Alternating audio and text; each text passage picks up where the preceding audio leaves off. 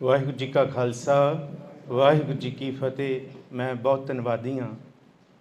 ਇੱਥੇ ਜਿੰਨੇ ਵੀ ਮੌਜੂਦ ਹਸਤੀਆਂ, ਪਤਵੰਤੇ ਸੱਜਣ, ਦਿੱਲੀ ਸੇ ਗੁਰਦੁਆਰਾ ਪ੍ਰਬੰਧਕ ਕਮੇਟੀ ਦੇ ਪ੍ਰਧਾਨ, ਉਹਨਾਂ ਦਾ ਸਾਰਾ ਵਫਦ, ਧਰਮ ਪ੍ਰਚਾਰ ਕਮੇਟੀ ਚੇਅਰਮੈਨ ਸਾਹਿਬ, ਕਾਲੂ ਸਾਹਿਬ, ਪਿੰਕੀ ਵੀਰ ਜੀ, ਜਤਿੰਦਰਪਾਲ ਸਿੰਘ ਗੋਲਡੀ ਔਰ ਹੋਰ ਅਜ਼ੀਜ਼ ਸ਼ਖਸੀਅਤਾਂ, ਹਰਮਨਜੀਤ ਸਿੰਘ ਜੀ ਰਜੌਰੀ ਗਾਰਡਨ ਤੋਂ, ਜਿੰਨੇ ਵੀ ਇੱਥੇ ਆਏ ਨੇ, ਔਰ ਖਾਸ ਕਰਕੇ ਜਿੰਨੇ ਵੀ ਸਾਡੇ ਐਮਰੀਟਿਸ ਪ੍ਰੋਫੈਸਰਸ ਨੇ, ਹਿਸਟਰੀ ਦੇ ਪ੍ਰੋਫੈਸਰਸ ਨੇ, ਹੋਰ ਪ੍ਰੋਫੈਸਰ ਸਾਹਿਬਾਨ ਜਿੰਨੇ ਪਹੁੰਚੇ ਨੇ, ਮੈਂ ਸਭ ਨੂੰ ਤਹਿ ਦਿਲੋਂ ਜੀ ਆਇਆਂ ਨੂੰ ਕਹਿੰਦਾ ਕਿ ਆਪ ਨੇ ਰਜਿੰਦਰ ਸਿੰਘ ਜੌਲੀ ਦੇ ਨਿੱਘੇ ਸੱਦੇ 'ਤੇ ਇਸ ਪ੍ਰੋਗਰਾਮ ਦੇ ਵਿੱਚ ਸ਼ਿਰਕਤ ਕੀਤੀ ਹੈ ਅਤੇ ਸਾਡੀ ਸ਼ੋਭਾ ਵਧਾਈ ਹੈ। ਜਿਸ ਤਰ੍ਹਾਂ ਬਹੁਤ ਸੋਹਣਾ ਪ੍ਰੋਫੈਸਰ ਰਫੇਲ ਸਿੰਘ ਜੀ ਨੇ ਆਪ ਜੀ ਨੂੰ ਇਸ ਕਿਤਾਬ ਦਾ ਕ੍ਰਿਟੀਕਲ ਐਨਾਲਿਸਿਸ ਵੀ ਕਰਕੇ ਦੱਸਿਆ, ਕਮੀਆਂ ਵੀ ਦੱਸੀਆਂ, ਕਿਉਂਕਿ ਪੂਰਨ ਤੇ ਕੋਈ ਵੀ ਨਹੀਂ ਹੁੰਦਾ ਔਰ ਰਿਸਰਚ ਸਦਾ ਹੀ ਰਹਿੰਦੀ ਹੈ, ਸਦਾ ਹੀ ਗਤੀਸ਼ੀਲ ਰਹਿੰਦੀ ਹੈ। ਜੋ ਮੈਂ ਆਪਣੀ ਰਿਸਰਚ ਦੇ ਦੌਰਾਨ ਆਪਣੇ ਪ੍ਰੋਫੈਸਰਸ ਤੋਂ ਸਿੱਖਿਆ ਕਿ ਰਿਸਰਚ ਦਾ ਕਦੀ ਅੰਤ ਨਹੀਂ ਹੁੰਦਾ, ਇਹ ਖੋਜ ਸਦਾ ਹੀ ਰਹਿੰਦੀ ਹੈ, ਇਹ ਸਦਾ ਹੀ ਚਲਦੀ ਰਹਿੰਦੀ ਹੈ। ਥੋੜ੍ਹਾ ਜਿਹਾ ਭਾਈ ਮਹਾਰਾਜ ਸਿੰਘ ਬਾਰੇ ਅਸੀਂ ਜ਼ਰੂਰ ਜਾਣੀਏ, ਕਿਉਂਕਿ ਜਿਨ੍ਹਾਂ ਦੀ ਕਿਤਾਬ, ਜਿਨ੍ਹਾਂ ਦੇ ਬਾਰੇ ਅੱਜ ਕਿਤਾਬ ਲਾਂਚ ਹੋ ਰਹੀ ਹੈ, ਇਹ ਐਸਾ ਵਾਹਿਦ ਪਹਿਲਾ ਕਾਰਜ ਹੈ ਜਿਹੜਾ ਪੰਜਾਬੀ ਦੇ ਵਿੱਚ ਇੰਨੇ ਵੱਡੇ ਰੂਪ ਦੇ ਵਿੱਚ ਕੀਤਾ ਗਿਆ ਰਜਿੰਦਰ ਸਿੰਘ ਜੀ ਜੌਲੀ ਵੱਲੋਂ। ਇਸ ਤੋਂ ਪਹਿਲਾਂ ਸਿਰਫ ਸਾਡੇ ਕੋਲ ਇਸ ਤੋਂ ਇਲਾਵਾ, ਕਿਤਾਬਾਂ ਤੋਂ ਇਲਾਵਾ ਸਾਡੇ ਕੋਲ ਰਸਾਲੇ ਤੇ ਹੈਗੇ ਛੋਟੇ ਮੋਟੇ ਭਾਈ ਮਹਾਰਾਜ ਸਿੰਘ ਜੀ 'ਤੇ, ਪਰ ਜਿਹੜਾ ਮੇਜਰ ਕੰਮ ਹੋਇਆ ਸੀ ਉਹ ਸਿਰਫ ਭਾਈ ਨਾਹਰ ਸਿੰਘ ਨੇ ਕੀਤਾ ਸੀ, ਜਿਨ੍ਹਾਂ ਨੇ ਦੱਸਿਆ ਕਿ ਮੈਂ PhD ਦਾ ਕੰਮ ਸ਼ੁਰੂ ਕਰਨਾ ਸੀ ਲਾਹੌਰ ਤੋਂ, ਪਰ ਮੈਨੂੰ ਉਸ ਵੇਲੇ ਰਿਸੋਰਸਿਸ ਨਹੀਂ ਮਿਲੇ, ਇਸ ਕਰਕੇ ਮੈਂ PhD ਦਾ ਕਾਰਜ ਨਹੀਂ ਕਰ ਸਕਿਆ। ਪਰ ਉਹਨਾਂ ਨੇ ਉਸ ਤੋਂ ਬਾਅਦ ਇਹ ਕਾਰਜ ਕੀਤਾ। ਅਤੇ ਦੂਸਰਾ ਕਾਰਜ ਹੈ ਮਿਸਟਰ ਆਨੰਦ ਯੰਗ, ਜਿਹੜਾ ਅੰਗਰੇਜ਼ ਹੈ, ਔਰ ਇਹ ਦੋਨੋਂ ਕਾਰਜ ਸਾਨੂੰ ਭਾਈ ਮਹਾਰਾਜ ਸਿੰਘ ਜੀ ਬਾਰੇ ਅੰਗਰੇਜ਼ੀ ਵਿੱਚ ਮਿਲਦੇ ਨੇ। ਇਸ ਤੋਂ ਇਲਾਵਾ ਥੋੜ੍ਹਾ ਬਹੁਤਾ ਜਿਹੜਾ ਕਾਰਜ ਸਾਨੂੰ ਮਿਲਦਾ, ਜਾਂ ਉਹ ਸਾਹਿਬ ਸਿੰਘ ਬੇਦੀ ਦੇ ਮੁਖਾਰਬਿੰਦ ਤੋਂ ਨਿਕਲੇ ਹੋਏ, ਜਾਂ ਹੋਰ ਲਫ਼ਜ਼, ਜਾਂ ਹੋਰ ਛੋਟਾ ਮੋਟਾ ਕਾਰਜ, ਪਰ ਵੱਡਾ ਕਾਰਜ ਜਿਹੜਾ ਹੁਣ ਸਾਡੇ ਹੱਥ ਆਇਆ ਇਹ ਖੋਜ ਦਾ, ਇਸ ਦਾ ਰਜਿੰਦਰ ਸਿੰਘ ਜੌਲੀ ਦੀ ਮਿਹਨਤ ਹੈ। ਔਰ ਇਸ ਖੋਜ ਕਾਰਜ ਨੂੰ ਕਰਨ ਦਾ ਜਿਹੜਾ ਉਹਨਾਂ ਦੇ ਅੰਦਰ ਇੱਕ ਦਰਦ ਸੀ, ਉਹਦਾ ਕਾਰਨ ਸੀ ਕਿ 2001 ਦੇ ਵਿੱਚ ਜਿਹੜਾ ਪੈਂਟਾਗਨ ਟਾਵਰ, ਜਿਸ ਦੇ ਉੱਤੇ ਹਮਲਾ ਕੀਤਾ ਗਿਆ ਸੀ ਅਮਰੀਕਾ ਦੇ ਵਿੱਚ, ਅਤੇ ਉਸ ਹਮਲੇ ਤੋਂ ਬਾਅਦ ਜੋ ਸਿੱਖ ਜਗਤ ਦੇ ਉੱਤੇ ਦਰਪੇਸ਼ ਪਰੇਸ਼ਾਨੀਆਂ ਆਈਆਂ, ਕਿਉਂਕਿ ਮੁਸਲਮਾਨਾਂ ਦੇ ਨਾਲ ਸਿੱਖਾਂ ਦੇ ਉੱਤੇ ਵੀ ਬੜੇ ਕਿਸਮ ਦੇ, ਭਾਵ ਕਿ ਹਰ ਇੱਕ ਕਿਸਮ ਦੇ ਅਸੀਂ ਕਹੀਏ, ਜਾਂ ਜ਼ਾਤੀ ਕਿਸਮ 'ਤੇ, ਜਾਂ ਉਹਨਾਂ ਨੂੰ ਮੁਸਲਮਾਨ ਸਮਝ ਕੇ ਉਹਨਾਂ ਦੇ ਨਾਲ ਭੈੜਾ ਵਰਤੀਰਾ ਕੀਤਾ ਗਿਆ। ਸੋ ਸਿੱਖ ਇਤਿਹਾਸ ਨੂੰ ਜਗਤ ਦੇ ਸਾਹਮਣੇ ਲਿਆਉਣ ਵਾਸਤੇ ਰਜਿੰਦਰ ਸਿੰਘ ਜੌਲੀ ਦੀ ਇਹ 11ਵੀਂ ਕਿਤਾਬ ਹੈ। ਸਰਦਾਰ ਰਜਿੰਦਰ ਸਿੰਘ ਜੌਲੀ ਨੇ ਇੱਕ ਵੱਡਾ ਕਾਰਜ ਇਹਦੇ ਵਿੱਚ ਇਹ ਕੀਤਾ ਕਿ ਸਾਨੂੰ ਭਾਈ ਸਾਹਿਬ ਭਾਈ ਮਹਾਰਾਜ ਸਿੰਘ ਜੀ ਦੀ ਮਾਂ ਦਾ ਨਾਮ ਨਹੀਂ ਕਦੀ ਮਿਲਿਆ, ਪਰ ਉਹਨਾਂ ਨੇ ਇਸ ਕਾਰਜ ਦੇ ਵਿੱਚ ਪਹਿਲੀ ਵਾਰ ਪਿਤਾ ਦਾ ਨਾਮ ਕੇਸਰ ਸਿੰਘ ਅਤੇ ਮਾਂ ਦਾ ਨਾਮ ਦਇਆ ਕੌਰ ਉਹ ਰੱਖਿਆ। ਔਰ ਜਿਸ ਤਰ੍ਹਾਂ ਅਸੀਂ ਇਹ ਜਾਣਦੇ ਹਾਂ ਕਿ ਭਾਈ ਮਹਾਰਾਜ ਸਿੰਘ ਜੀ ਦਾ ਜਨਮ 13 ਜਨਵਰੀ 1780 ਦਾ ਉਹਦੇ ਦਿਲ ਦੇ ਵਿੱਚ ਵੀ ਸੀ। ਸੋ ਉਸੀ ਦਰਦ ਦੇ ਵਿੱਚ ਜਿਹੜੀ ਭਾਈ ਮਹਾਰਾਜ ਸਿੰਘ ਦੀ ਪਰਵਰਿਸ਼ ਹੋਈ ਹੈ, ਉਹ ਸਿੱਖ ਇਤਿਹਾਸ ਦੀਆਂ ਗਾਥਾਵਾਂ ਤੇ ਸ਼ਹਾਦਤਾਂ ਨੂੰ ਸੁਣਾ ਕੇ ਮਾਂ ਵੱਲੋਂ ਉਹਨਾਂ ਦੇ ਅੰਦਰ ਇਹ ਜਜ਼ਬਾ ਭਰਿਆ ਗਿਆ। ਔਰ ਸਭ ਤੋਂ ਵੱਡਾ ਜਿਹੜਾ ਕਾਰਜ ਹੋਇਆ ਭਾਈ ਮਹਾਰਾਜ ਸਿੰਘ ਦੇ ਜੀਵਨ ਦੇ ਵਿੱਚ ਸਿੱਖੀ ਸਪਿਰਿਟ ਨੂੰ ਭਰਨ ਦਾ, ਉਹ ਹੋਇਆ ਭਾਈ ਤੋਤਾ ਸਿੰਘ ਦੇ ਡੇਰੇ ਤੋਂ। ਅੱਜ ਅਸੀਂ ਡੇਰੇ ਲਫ਼ਜ਼ ਭਾਵੇਂ ਬਦਨਾਮੀ ਦੇ ਵਿੱਚ ਜਾਂ ਹੋਰ ਕਿਸਮਾਂ ਦੇ ਵਿੱਚ ਵਰਤ ਕੇ ਅਸੀਂ ਕਹਿ ਦਿੰਦੇ ਹਾਂ ਇਕੱਲਾ ਲੰਗਰ ਪ੍ਰਸ਼ਾਦਾ ਜਾਂ ਇਮਾਰਤਾਂ ਦਾ ਕੰਮ, ਪਰ ਜੇ ਪੜਚੋਲਿਆ ਜਾਏ ਸਿੱਖ ਇਤਿਹਾਸ ਨੂੰ, ਉਸ ਸਮੇਂ ਦਾ ਡੇਰਾ ਨਾ ਸਿਰਫ ਇਤਿਹਾਸਕ ਗ੍ਰੰਥ, ਨਾ ਸਿਰਫ ਪੁਰਾਤਨ ਗ੍ਰੰਥਾਂ ਦੀ, ਨਾ ਸਿਰਫ ਸਿੱਖ ਇਤਿਹਾਸ ਤੇ ਬਾਣੀ ਦੀ ਵਿਦਿਆ ਦਿੰਦਾ ਸੀ, ਬਲਕਿ ਉਹਨਾਂ ਡੇਰਿਆਂ ਦੇ ਵਿੱਚ ਸਟੇਟ ਪਾਲਿਸੀ ਪੜ੍ਹਾਈ ਜਾਂਦੀ ਸੀ। ਇਹ ਸਾਨੂੰ ਇਸ ਕਿਤਾਬ ਦੇ ਵਿੱਚੋਂ ਪਤਾ ਲੱਗਿਆ ਕਿ ਸ਼ੁਰੂਆਤ ਤੋਤਾ ਸਿੰਘ ਦੇ ਡੇਰੇ ਤੋਂ ਹੋਈ, ਫਿਰ ਇਹ ਸ਼ੁਰੂਆਤ ਅੱਗੇ ਤੁਰਦੇ ਭਾਈ ਸਾਹਿਬ ਭਾਈ ਵੀਰ ਸਿੰਘ ਨਰੰਗਾਬਾਦੀ ਦੇ ਡੇਰੇ ਤੱਕ ਪਹੁੰਚੀ, ਜਿੱਥੇ ਭਾਈ ਵੀਰ ਸਿੰਘ ਨਰੰਗਾਬਾਦੀ ਦੇ ਡੇਰੇ ਵਿੱਚ, ਕਿਉਂਕਿ ਨਾ ਸਿਰਫ ਇੱਥੇ ਭਾਈ ਮਹਾਰਾਜ ਸਿੰਘ ਦਾ ਜ਼ਿਕਰ ਹੈ, ਬਲਕਿ ਸਿੱਖ ਰਾਜ ਦੀ ਬਣਤਰ,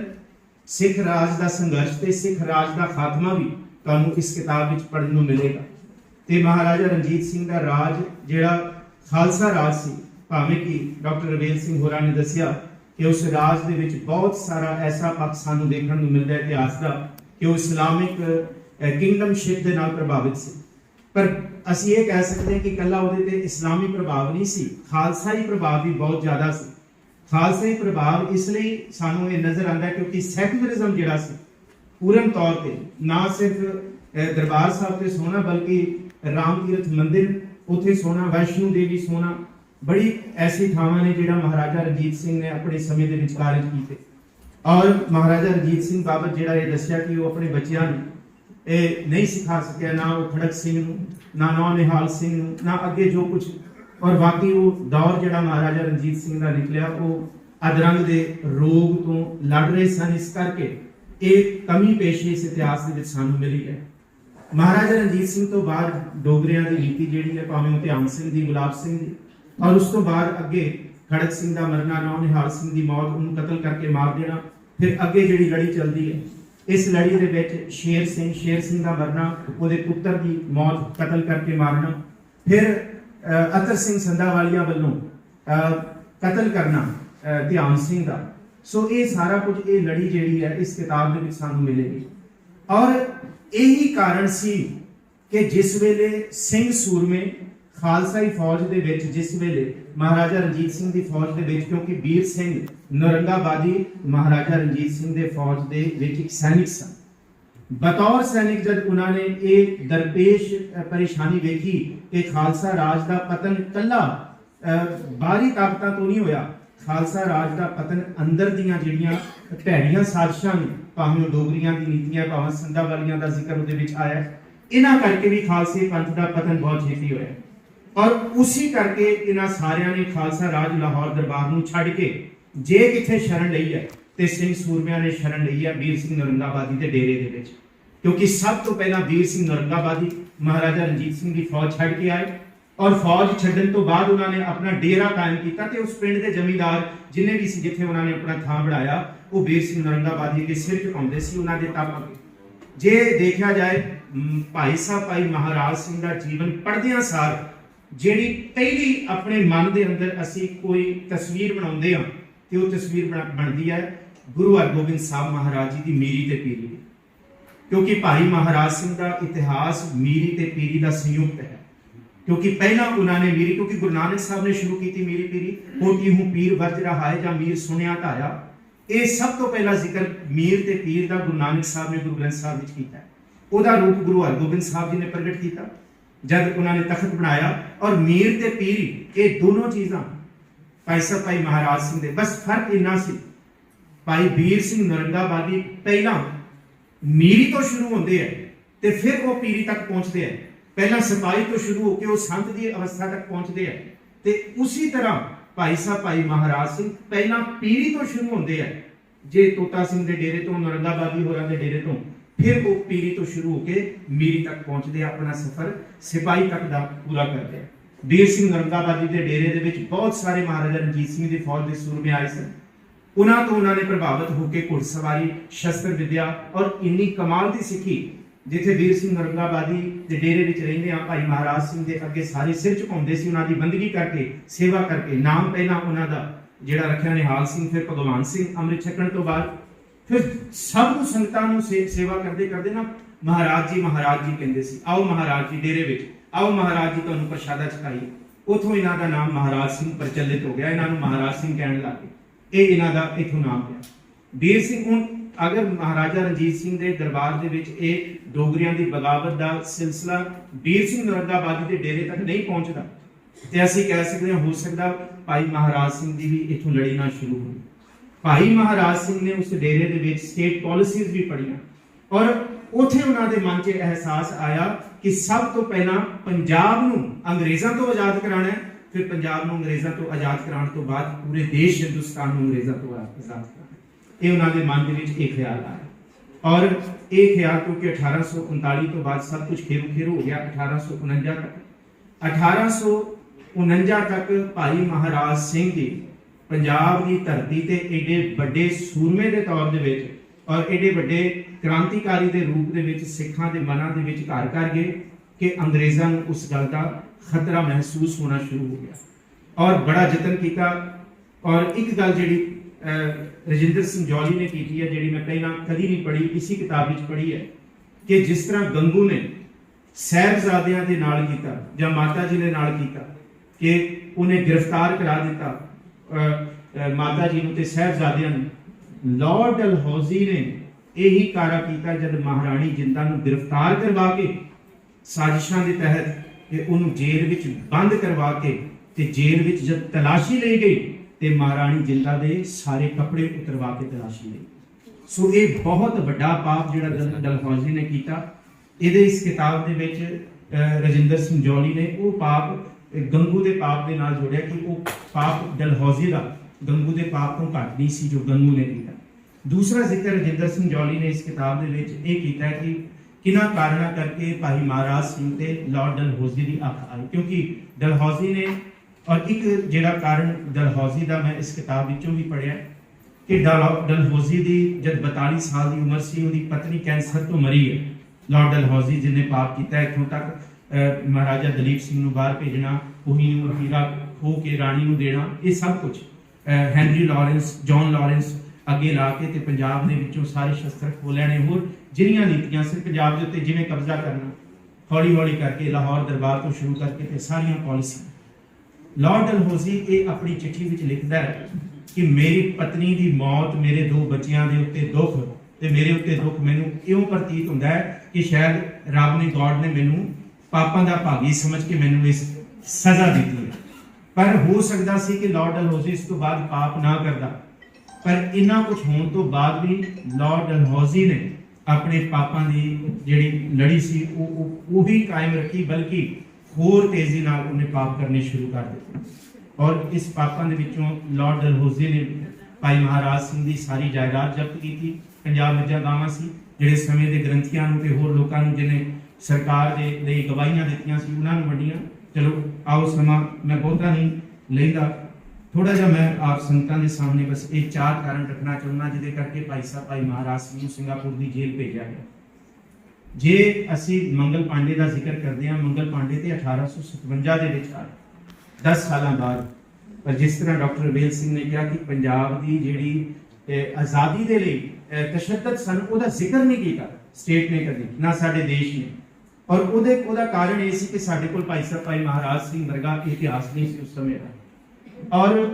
1847 के विच भाई साहब भाई महाराज सिंह ने सिखां दा ऐसे जत्थे कायम कर लए सी। पहली साजिश जिहड़ी उन्होंने की जिन्होंने असीं प्रेम ऑपरेशन कही,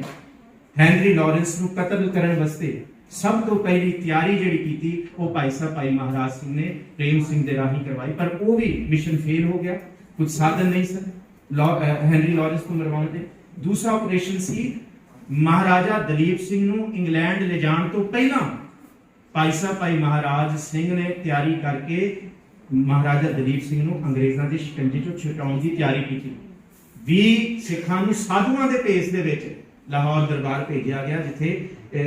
दलीप सिंह नूं एक तरह का किडनैप करना ही सी कि अंग्रेज़ां दे शिकंजे चों छुड़ा के लिया। ये सब तो वड्डा कार्य जिहड़ा है ये भाई साहब भाई महाराज सिंह ने किया। तीसरा कार्य जिहड़ा है कि पंजाब नूं अंग्रेज़ां दे कब्जे तो छुड़ा के फिर हिंदुस्तान नूं छुटाउणा। चौथा